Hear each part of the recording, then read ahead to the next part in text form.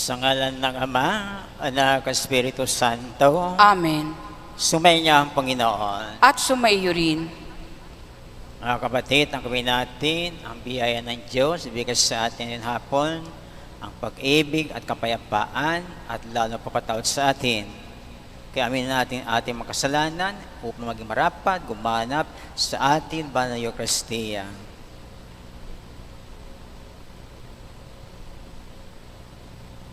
Inaamin ko sa makapangyarihang Diyos at sa inyo mga kapatid, na lubha akong nagkasala sa isip, sa salita at sa gawa, at sa aking pagkukulang.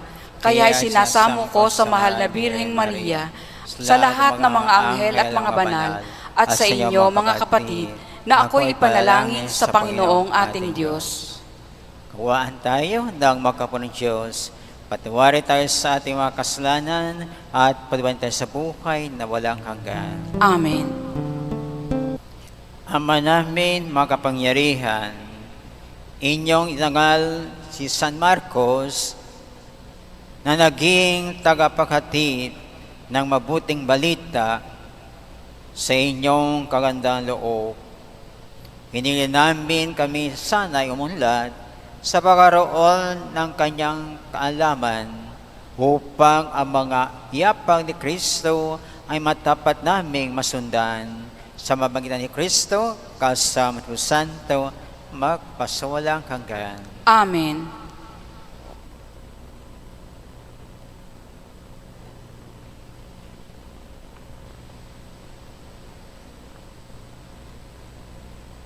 Pagbasa mula sa unang sulat ni Apostol San Pedro.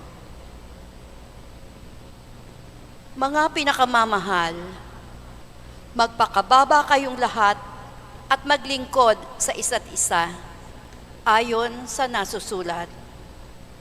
Kinamumuhian ng Diyos ang palalo at kinalulugdan niya ang mababang loob.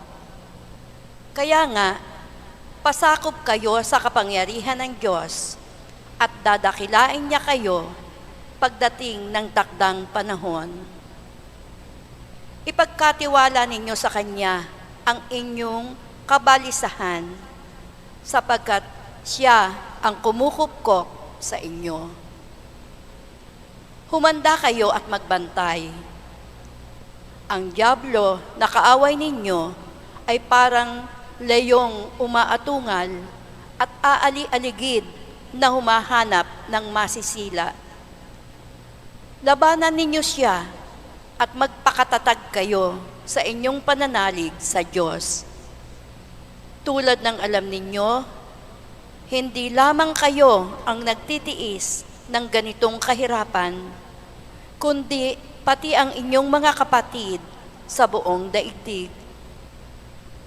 Pagkatapos ninyong magtiis ng maikling panahon, ang Diyos na bukal ng lahat ng pagpapala, ang siyang magbibigay sa inyo ng kaganapan, katatagan, at isang saligang matibay at di matitinag.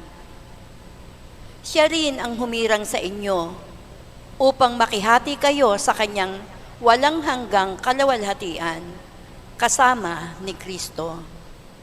Sa Kanya ang kapangyarihan, magpakailanman. Amen.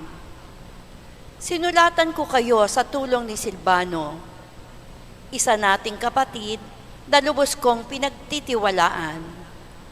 Sa pamamagitan ng maikling sulat na ito, ay nais kong palakasin ang inyong loob at patunayan sa inyo na ito nga ang tunay na kaloob ng Diyos. Manatili kayo sa biyayang ito. Kinukumusta kayo ng mga kapatid na nasa Babylonia, mga hirang na paris ninyo. Kinukumusta rin kayo ni Marcos, ang mahal kong anak sa pananampalataya. Buong giliw kayong magbatian bilang magkakapatid kay Kristo. Ang kapayapaan ay sumainyong lahat, mga tagasunod ni Kristo. Ang salita ng Diyos. Salamat sa Diyos. Pag-ibig mong walang maliw ay lagi kong sasambitin. Pag-ibig mong walang maliw ay lagi kong sasambitin. Pag-ibig mo, poon, na di nagmamaliw, ang sa tuwid-tuwinay aking aawitin, ang katapatan mo'y laging sasambitin, yaong pag-ibig mo'y walang katapusan, sintatag ng langit ang iyong katapatan. Pag-ibig mong walang maliw ay lagi kong sasambitin. Umaawit silang nilikha sa langit, ang iyong ginaway siyang dinadalit. Ang katapatan mo, poon, ay inaawit. Sinong kaparis mo doon sa itaas, walang ibang Diyos na iyong katulad. Pag-ibig mong walang maliw ay lagi kong sasambitin. Mapalad ang taong sa iyo'y sumasamba. Sa pagsamba nila'y inaawitan ka. At sa pag-ibig mo'y namumuhay sila. Sa buong maghapon, ika'y pinupuri, ang katarungan mo'y siyang sinasabi. Pag-ibig mong walang maliw ay lagi kong sasambitin. May niya ang Panginoon. At sumaiyo rin. Ang mabuting balita ng Panginoon ayon kay San Marcos. Papuri sa iyo, Panginoon. Noon panahon niyon, napakita si Jesus sa 11 alagad at sinabi niya sa kanila, "Humayo kayo sa buong sanlibutan at ipingaral ninyo sa lahat ang mabuting balita. Ang sumasampalataya at mabinyagan ay magliligtas, ngunit ang hindi sumasampalataya ay paparusahan. Ang mga sumasampalataya ay matataglay ng ganito, tanda ng kapangyarihan, sa pangalan ko'y mapalaya sila ng mga demonyo at magsasalita ng ibang wika. Sila'y hindi maamo dumampot man ng ahas o uminom ng lason. At gagaling ang mga may sakit na mapatungan ng kanilang kamay."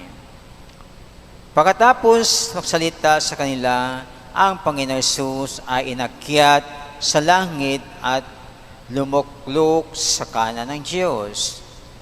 Humayo nga ang mga alagad at nangaral sa lahat ng dako. Tinutulungan sila ng Panginoon sa gawain ito. Pinatotohanan niya ang salitang kanilang ipinangaral sa pamagitan ng kapangyarihan ginawa ng himala na ipinakaloob niya sa kanila. Mga kapatid, ang mabuting balita ng Panginoon. Pinupuri ka namin, Panginoong Hesukristo. Sana naramdam natin the risen Lord, buhay na buhay sa ating pamilya, sa ating sarili, at sa ating community. At nawala na yung mga naramdam natin mabigat sa ating isip at puso. Nawala na yung galit, nawala yung tampo, nawala na yung mga ganti-ganti na isip natin, wala na yung mga iba-ibang pang mga weaknesses sa atin. Kung hindi man, sana nabawas na from 100% kahit 50%. In that way, epektibo talaga ang celebration of our Easter, no? Imagine, 4th week na po tayo, Easter pa tayo. It really gives us the inspiration through the grace of God to change yung mga hindi dapat na sa ating buhay. Maraming tao na yon sa mundo, preoccupied, nandiyan yung worries, takot. Tingnan ninyo ang nangyari sa mga chosen people of God, mga Hudeo. Until now, they're still at war with the terrorist Hamas and other mga terrorist group. At umpisa naman ang Iran, atake sa kanila, and also they retaliate, no? Sabi nila, the head of the serpent is coming from Iran. We do not know. And that is the work of Satan to destroy life in this world. Kaya marami tayong natatakot, no? At dito naman sa ating neighboring mga country, lalo ang China, ang ating mga isla.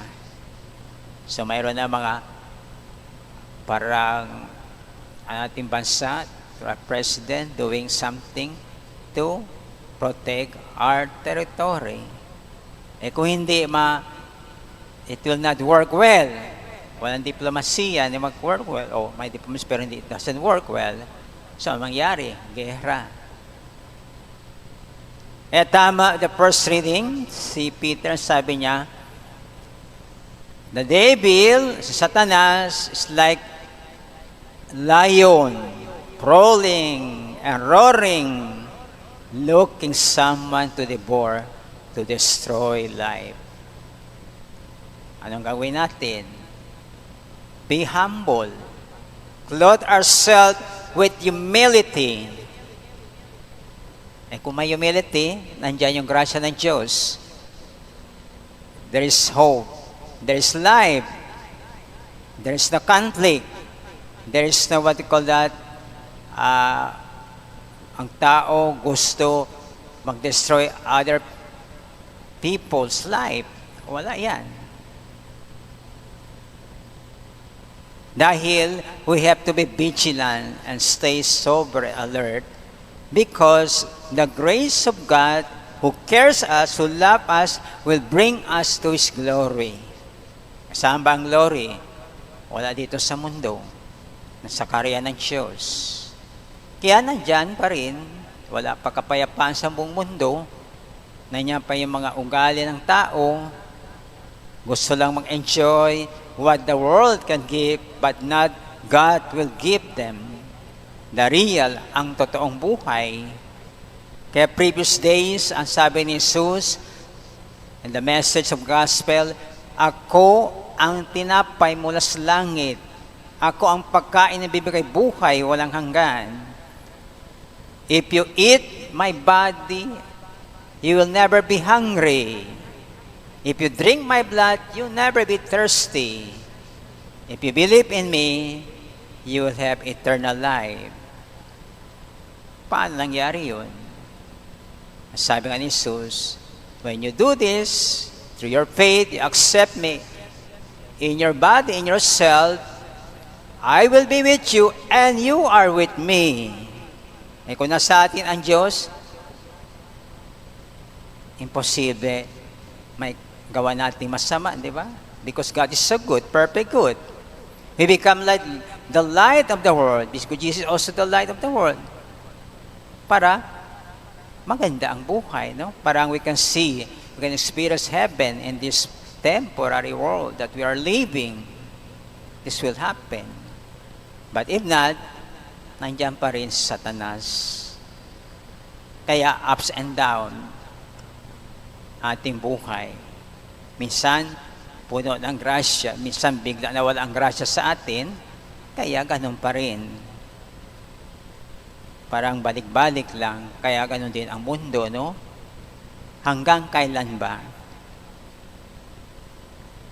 Tingnan ninyo sa Dubai. Nagbaha na sila doon. Climate change na, no? They tried to build a nation, a city, high-tech, very expensive, everything. Nandoon ang baha. Nandoon ang tubig. Baka mawala ng ang maraming bansa sa buong mundo na maging underwater and the destruction of the planet Earth. So, andyan pa rin ang worries natin, mabalisan, di ba? So, what we will do? Ang sabi ni Jesus through the Gospel of St. Mark, accept my message, go and proclaim ang mabuting balita, hindi ang masamang balita. the good news of salvation, which is coming not only from the word of Jesus, salita ni Jesus, but also about Jesus, the Son of Man, the Son of Carpenter, the Master, the Teacher, a Prophet, the Messiah, the Son of God, the Redeemer. Di ba? It's about Jesus.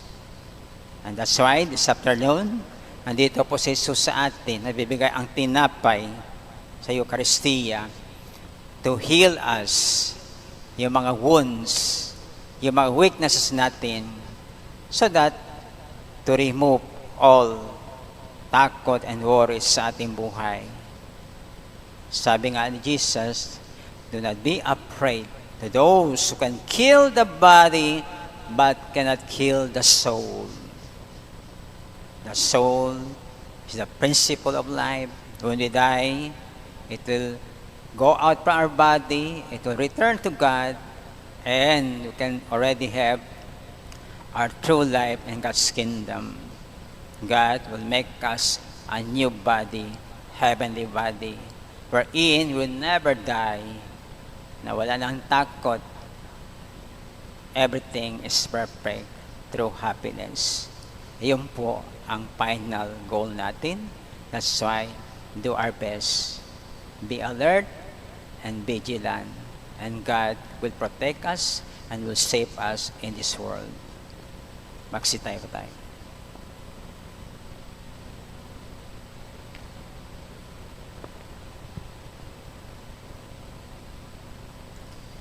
Ipinahayag ni San Marcos ang mabuting balita na tunay na Mesiyas, si Jesucristo. Hiningin natin sa Ama na dinggin ang ating mga kahilingan para sa isang mundo na nangangailangan ng pag-asang hatid ng Ebanghelyo. Panginoon, dinggin mo aming panalangin. Panginoon, dinggin mo ang aming panalangin.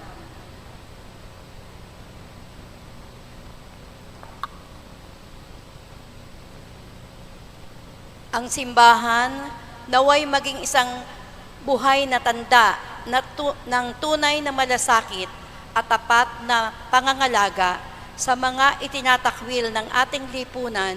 Manalangin tayo sa Panginoon. Panginoon, dinggin mo ang aming panalangin.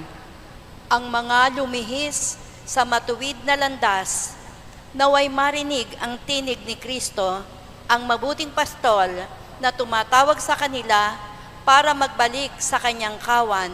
Manalangin tayo sa Panginoon. Panginoon, dinggin mo ang aming panalangin. Ang mga kabataan, naway marinig ang tinig ng Panginoon na nananawagan sa kanila sa pagbabalik loob at sa isang buhay na nakatalaga sa paglilingkod.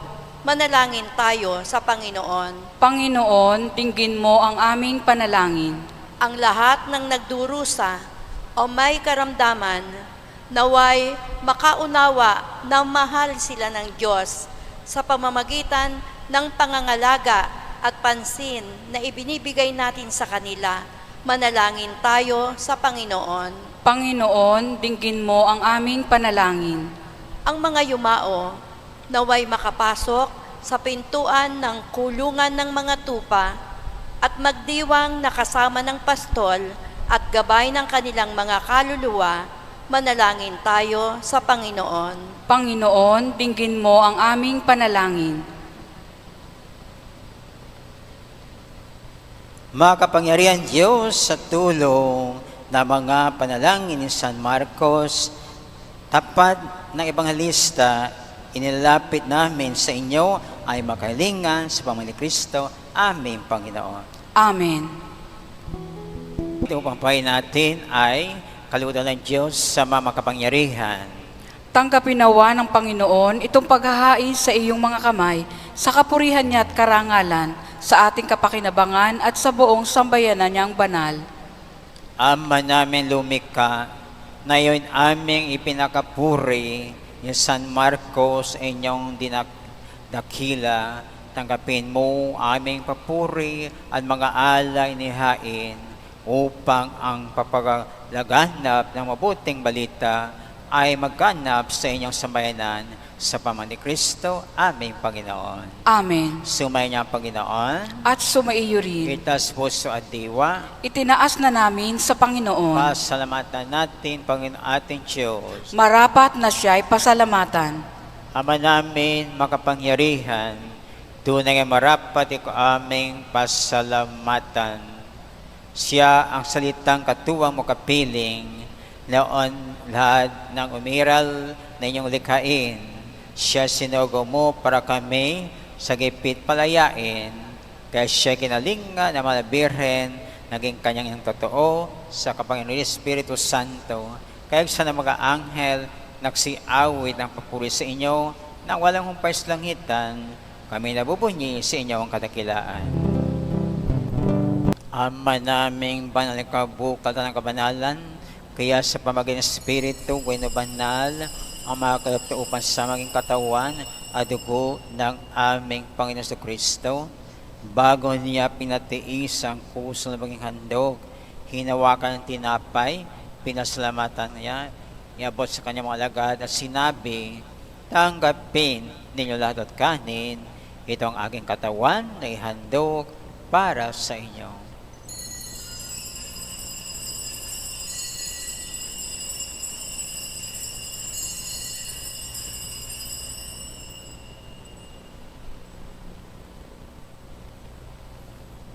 Gayun matapos sa punawa kanyang kalis, muli kanyang pinasalamatan, inabot niyang kalis sa kanyang alagad, sinabi, tanggapin ninyo lahat inumin, ito ang kalis na dugo ng bago walang antipan, akin dugo bubuhos para sa inyo at para sa lahat, si papatawad ng kasalanan, at gawin ito sa pag-alala sa akin.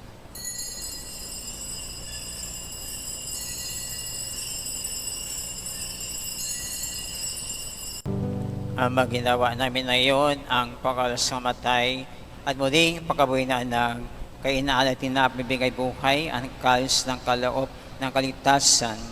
Kami napapaslamat dahil kami rapat na masarap mo para malingkod sa inyo.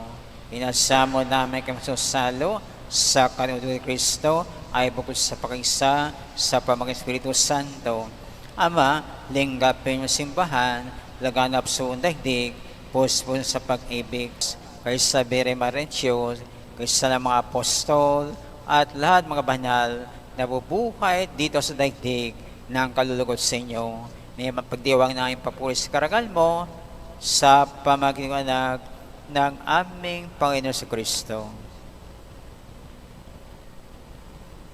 Sa pamagitan ni Kristo, kasama sa Kanya, ang lahat para papuri sa inyo, Diyos sa makapangyarihan, kasama ng Espiritu Santo, magpasawalang hanggan. Amen.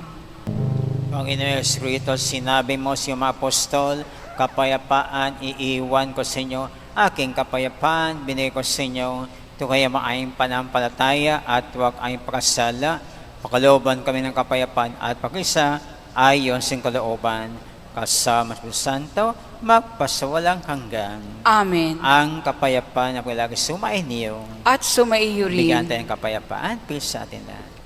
Peace. Pero ng Diyos, ito ay nakalis ng kasalanan sa libutan, mapaladayaan sa kanyang piging. Panginoon, hindi ako karapat-dapat na magpatuloy sa iyo, ngunit sa isang salita mo lamang ay gagaling na ako.